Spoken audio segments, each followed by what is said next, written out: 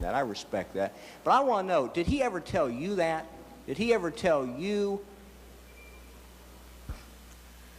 The intelligence committees of the Congress were not informed, and they were lied to. Foreign policies were created and carried out by a tiny circle of persons, apparently without the involvement of even some of the highest officials of our government. The administration tried to do secretly what the Congress sought to prevent it from doing. The administration did secretly what it claimed to all the world it was not doing. Covert action should always be used to supplement, not to contradict, our foreign policy. It should be consistent with our public policies. It should not be used to impose a foreign policy on the American people which they do not support. Mr. McFarland was right. He told these committees it was clearly unwise to rely on covert action as the core of our policy. And as you noted in your testimony, and I agree with you, it would have been a better course to continue to seek Contra funding through open debate. You have spoken with compelling eloquence about the Reagan doctrine. Laudable as that doctrine may be, it will not succeed unless it has the support of the Congress and the American people. Secondly, with regard to process, let me talk about accountability. What I find lacking about the events as you have described them is accountability. Who was responsible for these policies, for beginning them, for controlling them, for terminating them? You have said that you assumed you were acting on the authority of the President. I don't doubt your word, sir, but we have no evidence of his approval. The President says he did not know that the National Security Council staff was helping the Contras. You thought he knew, and you engaged in such activities with extraordinary energy. You do not recall what happened to the 5 documents on the diversion of funds to the Contras. Those documents radically changed American policy. They are probably, I would think, the most important documents you have written. Yet you don't recall whether they were returned to you, and you don't recall whether they were destroyed, as I recall your testimony. There's no accountability for an $8 million account earned from the sale of U.S. government property. There is no accountability for a $250,000 account available to you. You say you never took a penny. I believe you. But we have no records to support or to contradict what you say. Indeed, most of the important records concerning these events have been destroyed. Your testimony points up confusion throughout the foreign policy making process. You've testified that Director Casey sought to create an on-the-shelf, self-sustaining, stand-alone entity to carry out covert actions, apparently without the knowledge of other high officials in the government. You've testified there was an unclear commitment to Israel concerning replenishment of missiles to Iran. You've testified that it's never been U.S. policy not to negotiate with terrorists. Yet the President has said the opposite, that we will never negotiate with terrorists. You have testified that a lot of people were willing to go along with what we were doing, hoping against hope that it would succeed, and willing to walk away when it failed. My guess is that's a pretty accurate description of what happened, but it's not the way to run a government. Secret operations should pass a sufficient test of accountability, and these secret operations did not pass that test. There was a lack of accountability for funds and for policy, and responsibility rests with the President. If he did not know of your highly significant activities done in his name, then he should have. And we'll obviously have to ask Admiral Poindexter some questions. Now, the next point with regard to process relates to your attitude toward the Congress. As you would expect, I'm bothered by your comments about the Congress. You show very little appreciation for its role in the foreign policy process. You acknowledge that you were, quote, erroneous, misleading, evasive, and wrong, end of quote, in your testimony to the Congress. I appreciate, sir, that honesty can be hard in the conduct of government. But I am impressed that policy was driven by a series of lies. Lies to the Iranians, lies to the Central Intelligence Agency, lies to the Attorney General, lies to our friends and allies, lies to the Congress, and lies to the American people. So often during these hearings, not just during your testimony, but others as well, I've been reminded of President Thomas Jefferson's statement. The whole art of government consists in the art of being honest. Your experience has been in the executive branch, and mine has been in the Congress. Inevitably, our perspectives will differ. Nonetheless, if I may say so, you have an extraordinarily expansive view of presidential power. You would give the President free rein in foreign affairs. You said on the first day of your testimony, and I quote, "I didn't want to show Congress a single word on this whole thing," end of quote. I do not see how your attitude can be reconciled with the Constitution of the United States. I often find in the executive branch, in this administration as well as in others, a view that the Congress is not a partner, but an adversary. The Constitution grants foreign policy making powers to both the President and the Congress, and our foreign policy cannot succeed unless they work together. You blame the Congress as if the restrictions it approved were the cause of mistakes by the administration. Yet congressional restrictions in the case of Nicaragua, if the polls are accurate, reflected the majority view of the American people. In any case, I think you and I would agree that there is insufficient consensus on policy in Nicaragua. Public opinion's deeply divided. And the task of leadership, it seems to me, is to build public support for policy. If that burden of leadership is not met, secret policies cannot succeed over the long term. The fourth point with regard to process relates to means and ends. As I understand your testimony, you did what you did because those were your orders and because you believed it was for a good cause. I cannot agree that the ends justified these means, that the threat in Central America was so great that we had to do something, even if it meant disregarding constitutional processes, deceiving the Congress and the American people. The means employed were a profound threat to the democratic process. A democratic government, as I understand it, is not a solution, but it's a way of seeking solutions. It's not a government devoted to a particular objective, but a form of government which specifies means and methods of achieving objectives. Methods and means are what this country are all about. If we subvert our democratic process to bring about a desired end, no matter how strongly we may believe in that end, we've weakened our country and we have not strengthened it. A few do not know what is better for Americans than Americans know themselves. If I understand our government correctly, no small group of people, no matter how important, no matter how well-intentioned they may be, should be trusted to determine policy. As President Madison said, trust should be placed not in a few, but in a number of hands. Let me conclude. Your opening statement made the analogy to a baseball game. You said the playing field here was uneven and that Congress would declare itself the winner.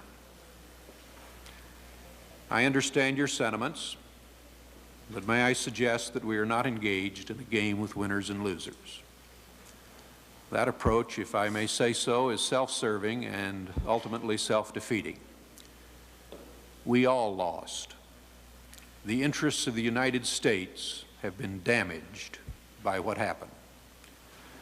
This country cannot be run effectively when major foreign policies are formulated by only a few and are made and carried out in secret, and when public officials lie to other nations and to each other. One purpose of these hearings is to change that. The self-cleansing process, the Tower Commission, and these joint hearings, and the report which will follow, are all part, we hope, of a process to reinvigorate and restore our system of government. I don't have any doubt at all, Colonel North, that you are a patriot. There are many patriots in this country, fortunately, and many forms of patriotism. For you, perhaps patriotism rested in the conduct of deeds, some requiring great personal courage, to free hostages and to fight communism.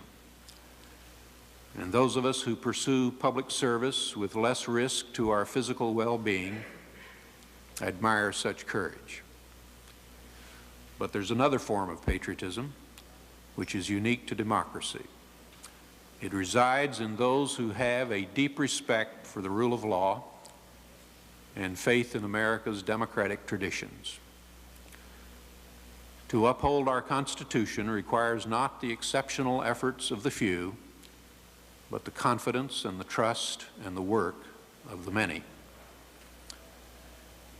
Democracy has its frustrations. You've experienced some of them. But we, you and I, know of no better system of government. And when that democratic process is subverted, we risk all that we cherish. I thank you, sir, for your testimony. And I wish you and I wish your family well. Thank you, Mr. Chairman. Thank you very much. Colonel North, Mr. Sullivan, I think we're now at the end of a long 6 days. The questions I had cannot be answered because some of those who could have answered these questions are not here with us. And furthermore, I'm certain you'll agree with me that we've had enough questions here. I'd like to first, before proceeding with my statement, because of the call of fairness, clarify the record. Much has been said about fairness to the witness, fairness to the President, fairness to the government. In response to the question of two of my fellow panel members relating to the bombing of Libya, you said, for example, today, when the briefing conducted by the President concluded at about 5 or 5:30, two members of Congress, and you meant two members of the Senate, proceeded immediately to waiting microphones and noted that the President was going to make a heretofore unannounced address to the nation on Libya. I would tell you that the volume of fire over the Libyan capital was immense that evening. 2 American airmen died as a consequence of that anti-aircraft fire, as best as we can determine. They alerted our adversaries.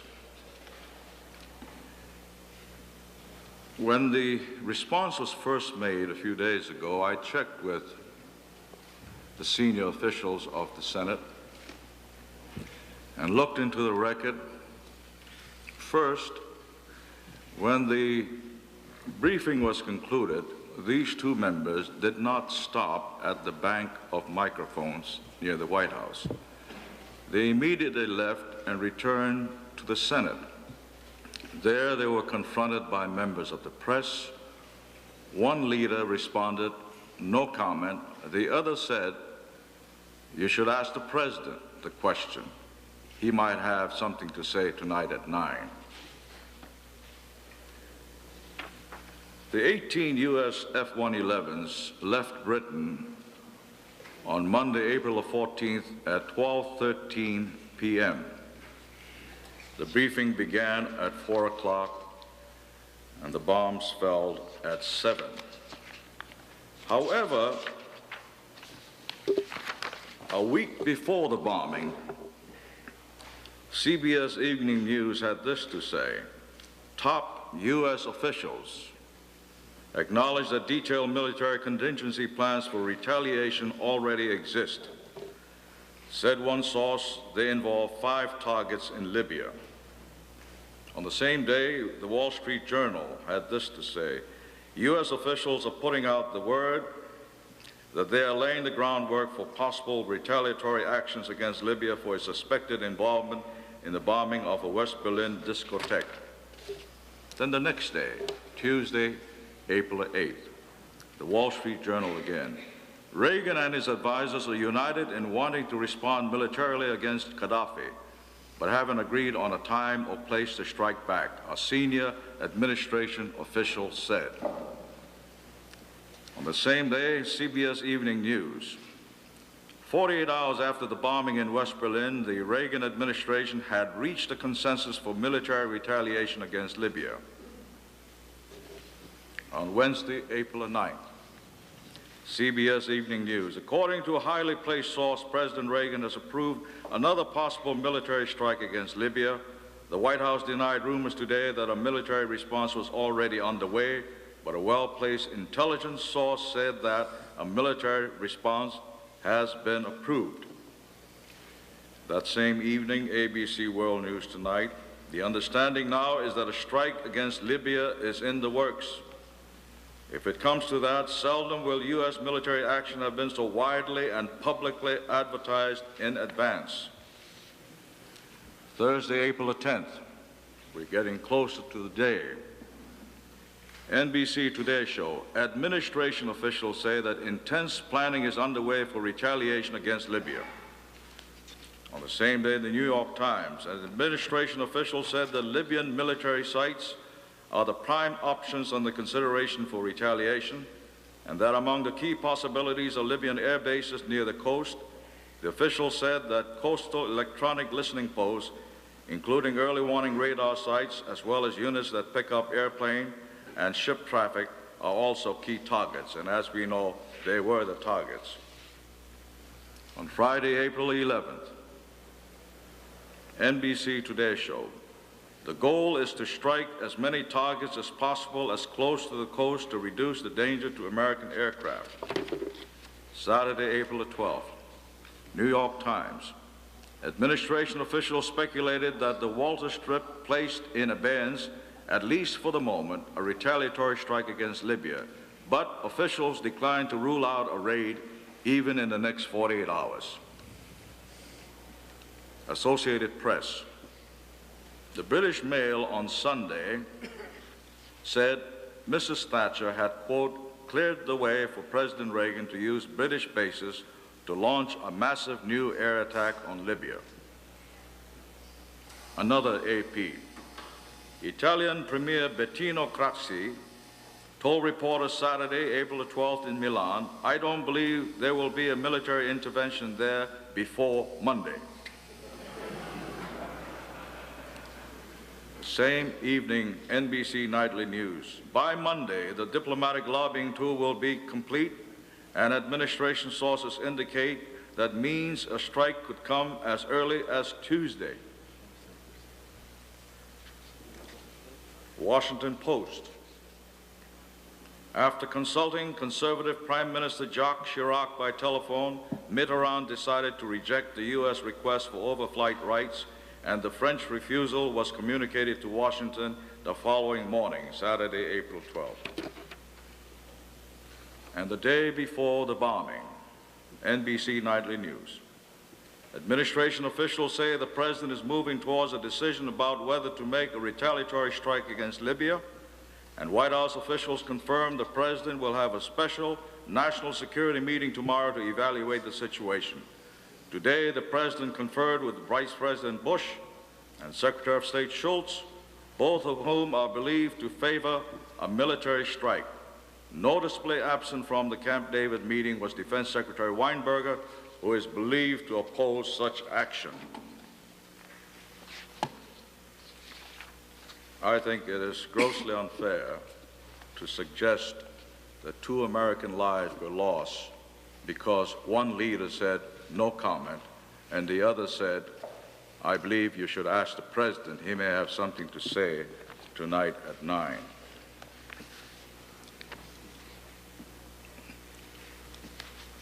From the beginning of the history of mankind, organized societies, whether they be tribes or clans or nations, have nurtured and created heroes. Because heroes are necessary. They serve as a cement to unite people, to bring unity in that nation. It provides glory to their history. It provides legends. We have many heroes. This hearing is being held in Washington, the city of heroes, the city of monuments. We have hundreds of monuments in this city. In the Capitol, in Statuary Hall, each state has honored 2 of their heroes or heroines. The state of Hawaii honors King Kamehameha, the warrior king, and Father Damien, who is soon to become a saint. And if you step on the west steps of the mall and look down the majestic mall, you will see the monument of George Washington, very majestic. I remember as a child, long before I heard of the Revolutionary War, that one day George Washington was confronted by his father, who asked, "Who cut the cherry tree?" And little George answered, "Father, I cannot lie. I cut the cherry tree." It was an important lesson to all little children, and I believe it still is a very important lesson. Then if you go further down, you'll see the Lincoln Memorial, where we honor a great president for the courage he demonstrated in upholding the brotherhood of man. It wasn't easy during those days. And then you have Arlington, a sacred place. Men you served with and men I served with use that as their final resting place. All heroes. Then you have Lee's Mansion. This was the home of that great gentleman from Virginia. We honor him today for his great demonstration of loyalty and patriotism. And as we get back to the Lincoln Memorial and nearby, we see this new and exciting monument, one to your fellow combat men, the Vietnam Memorial.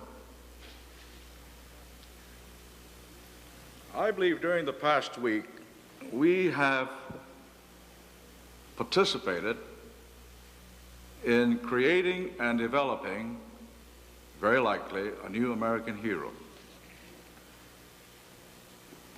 Like you,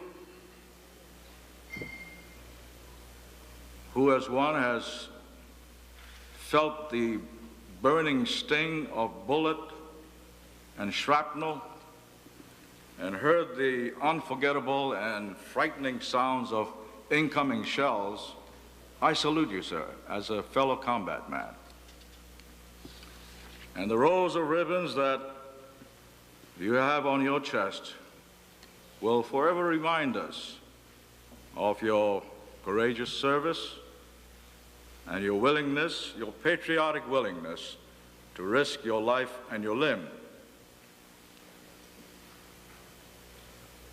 I'm certain the life and burdens of a hero will be difficult and heavy. And so with all sincerity, I wish you well as you begin your journey into a new life. However, as an interested observer, and as one who has participated in the making of this new American hero, I found certain aspects of your testimony to be most troubling. Chairman Hamilton has most eloquently discuss them. Because as a result of your very gallant presence and your articulate statements, your life, I'm certain, will be emulated by many, many young Americans. I'm certain we will, all of us, receive an abundance of requests from young citizens throughout the land for entrance into the privileged ranks of cadets of the military services. These young citizens, having been imbued with the passion of patriotism, will do so. And to these young men and women, I wish to address a few words. In 1964, when Colonel North was a cadet, he took an oath of office, like all hundreds throughout the service academies. And he also said that he will abide with the regulations which set forth the cadet honor concept. The first honor concept, first because it's so important, over and above all others, is a very simple one. A member of the brigade does not lie, cheat, or steal. And in this regulation of 1964, the word lie was defined as follows. Quote, a deliberate oral or written untruth. It may be an oral or written statement which is known to be false, or simple response to a question in which the answer is known to be false, end of quote. The words mislead or deceive were defined as follows. A deliberate misrepresentation of true situation by being untruthful or withholding or omitting or subtly wording information in such a way as to leave an erroneous or false impression of the known true situation. And when the colonel put on his uniform and the bars of a second lieutenant, he was well aware that he was subject to the Uniform Code of Military Justice. It's a special code of laws that apply to our men and women in uniform. It's a code that has been applicable to the conduct and activities of Colonel North throughout his military career and even at this moment. And that code makes it abundantly clear that orders of a superior officer must be obeyed by subordinate members. But it is lawful orders. The Uniform Code makes it abundantly clear that it must be the lawful orders of a superior officer. In fact, it says members of the military have an obligation to disobey unlawful orders. This principle was considered so important that we, the government of the United States, proposed that it be internationally applied in the Nuremberg trials. And so in the Nuremberg trials, we said that the fact that the defendant May I please register an objection? I find this offensive. I find you're engaging in a personal attack on Colonel North, and you're far removed from the issues in this case. To make reference to the Nuremberg trials, I find personally, professionally distasteful. I can no longer sit here and listen to this. You will have to sit there if you want to listen. Mr. Chairman, please don't conclude these hearings on this unfair note. I have strong objections to many things in the hearings, and you up there speak about the listening to the American people. Why don't you listen to the American people and what they've said as a result of the last week? There are 20,000 telegrams in our room outside the corridor here that came in this morning. The American people have spoken, and please stop this personal attack against Colonel North. I have sat here, listened to the Colonel without interrupting. I hope you will accord me the courtesy of saying my piece. Sir, you may give speeches on the issues, it seems to me. You may ask questions, but you may not attack him personally. This has gone too far, in my opinion. I am not attacking him personally. That's the way I hear it, sir. Colonel North, I'm certain it must have been painful for you, as you stated, to testify that you lied to senior officials of our government, that you lied and misled our Congress. And believe me, it was painful for all of us to sit here and listen to that testimony. It was painful. It was equally painful to learn from your testimony that you lied and misled because of what you believed to be a just cause. Supporters of Nicaraguan freedom fighters, the Contras. You have eloquently articulated your opposition to Marxism and communism. And I believe that all of us, I'm certain all of us on this panel, are equally opposed to Marxism and communism. But should we, in the defense of democracy, adopt and embrace one of the most important tenets of communism and Marxism? The ends justify the means. This is not one of the commandments of democracy. Our government is not a government of men. It is still a government of laws. And finally, to those thousands upon thousands of citizens who have called, sent telegrams, written letters, I wish to thank all of you most sincerely and commend you for your demonstrated interest in the well-being of our government, of our freedoms, and our democracy. Your support or opposition of what is happening in this room is important. Important because it dramatically demonstrates the strength of this democracy. We Americans are confident in our strength to openly and without fear put into action one of the important teachings of our greatest founding fathers, Thomas Jefferson, who spoke of the right to dissent, the right to criticize the leaders of this government, and he said, "The spirit of resistance to government is so valuable on certain occasions that I wish it to be always kept alive. It will often be exercised when wrong, but better so than not to be exercised at all." Unlike communism,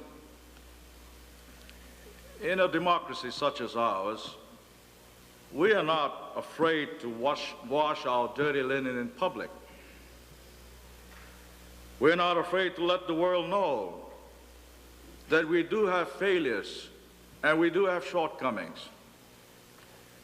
I think all of us should recall the open invitation that we send to the press of the world to view the space flights, to record our successes and record our failures. We permit all to film and record our space flights.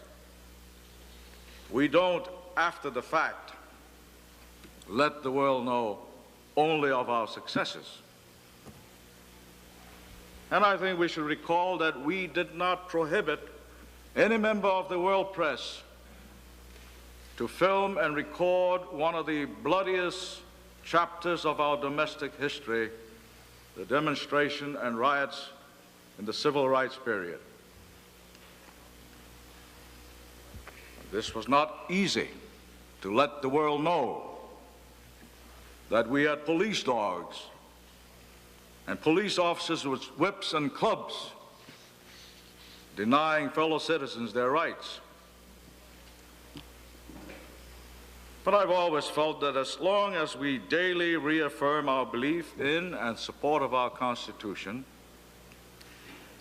and the great principles of freedom that was long ago enunciated by our founding fathers, will continue to prevail and flourish. I'd like to make one more closing remark.